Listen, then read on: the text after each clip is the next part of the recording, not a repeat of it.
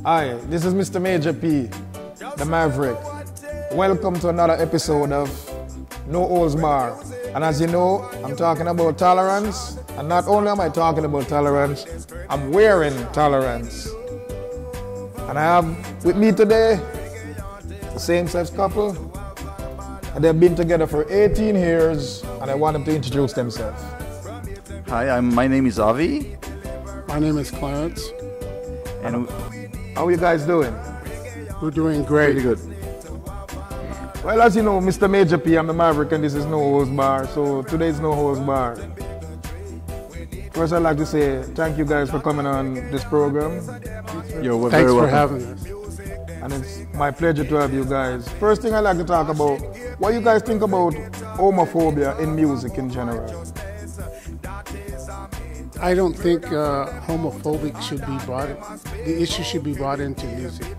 Music transcends every race, every color, every country, and it should stay that way.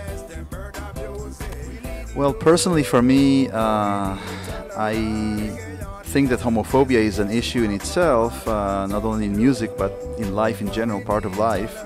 It's sad that it exists because to me it represents lack of compassion, lack of love, lack of understanding, lack of willingness to connect and understand, and a lot of judgment. And if you want to be respected and understood, you should do the same toward your other fellow beings. That's good. And being a same-sex couple, how does it affect you in general in public?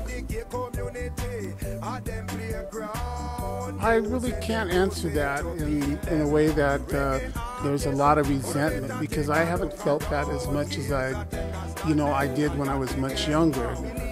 Now it seems to be becoming a little more tolerable in our community. In my case, it's no secret I was born in Israel, and which is has its own complexity politically on many levels, ethnically. But having emigrated to the United States, since then I've learned a lot, and my process, spiritual process, growth process, maturity process has been a blessed one. And thankfully, if I connect to my true self and live my own life, I have no secrets, nothing to hide, then this is, I believe, anybody who lives according to their true self, they earn respect. And it's not a facade or a game. Life is not to be played with. So I live according to what my true self is, and I respect others when they do the same. So I haven't, because of that, I think I haven't experienced any adversity or any negative feedback for my being gay or for us being in a relationship.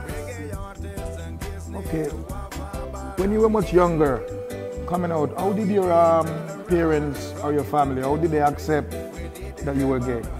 How was it for you guys? For me, being born an American, born in California, it was really hard because I remember the one thing, my brother was the one who really outed me to my mother. And I remember it in the kitchen when my mother was ironing. She called me in and she says, "Are you gay?" And I denied it. I totally denied that I was. So why did you deny it? I was afraid at that time. I was roughly 14 years old. So at what age did you recognize that you had to be yourself finally? It would have to be in my early 30s when I finally accepted myself as who I am and what I stood for. That's a good thing. So you have to be yourself. Yes. You cannot hide and think that it's okay. You gotta live the way you wanna live. Right. And that's what we are trying to show the world, that being gay, it's not wrong. You have to be who you are. So you have it. How was it? Well, in my case, first of all, I'm appreciative a lot, Major, for you're doing this video. just simply because I don't want to affect anybody, I don't want to control anybody's life, or those who would be influenced or touched would know it, would feel it. Those who are opposed, I respect them as well. Everybody should be respected for their choices. For me, growing up, it's something that I believe most gay people share in common. First of all, scientifically, you're born like it. There's no debate over it. The second thing is that you feel it early on, very young. The third thing I want to say that we all have, both heterosexual and homosexuals, female and male hormones in their body at a certain balance, and it's all natural. So what I'm trying to say, when I was growing up, I came out at the age of 18 to my parents. My mom took it really bad. We constantly argued and fought, and I've attempted suicide after that. I didn't take it easily. It affected me that much, and I was young, so I didn't have self-confidence, much knowledge of myself and the world and life. This is something that you have to have mileage on the planet to learn. So today I know that there's so much more to what I don't know than what I know. That's why I'm not claiming I know things. Okay, so since coming out, because I don't like this word coming out, because for me, I've sat down and I've realized, like, heterosexual people are saying that gays are in the closet, but I think it's the other way around. I think it's straight people who are in the closet. It's not gays who are in the closet. Gays are now being who they want to be, and that's recognized all over the world. And I want people to look and see a loving couple here. I want you guys, as I tell you, this is no holds bar. If you guys want to show affection, show affection. This is no holds bar. I want people to show that this is what homophobia causes. Couples not to be together. Love has no gender. Love has no face. Love has no color. If you want to love and you want to be loved, go ahead and love. I want to say that this is my personal experience. I'm not lying. I'm telling you exactly how it is for me. There is a power. I call it the energy that moves the universe. Some people refer to it as God. There is a reason why people are different and placed here on planet. Every action has a reaction. If you wrong the other person, you will be held accountable to the last day on earth. Karma, it will come and follow you. So I try to, as I said, to respect everyone for what they are and who they are.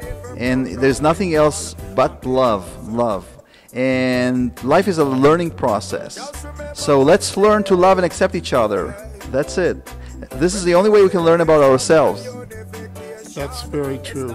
You know, life is like this world is like a big sore, and love is the only band-aid that can help heal that wound. Okay. What message, before we go, what message as a loving same-sex couple, what message you want to give to the world?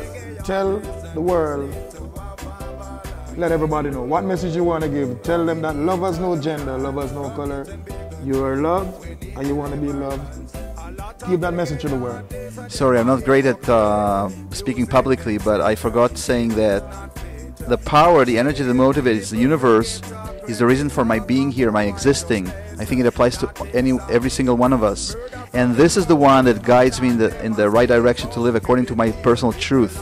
I live it, and I'm a personal witness to connect to this energy and to see things that are happening.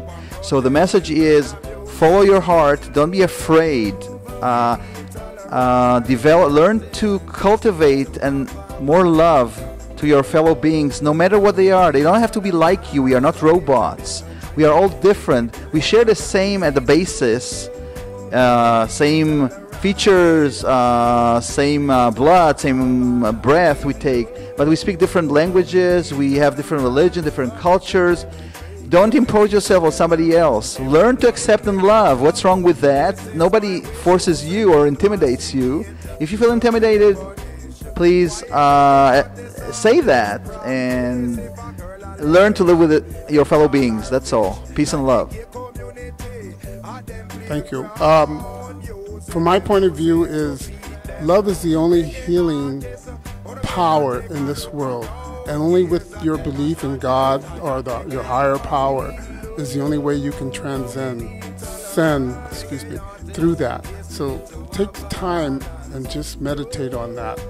That this is the only way we can make it through this world is by loving one another and helping one another, understanding one another, living with one another.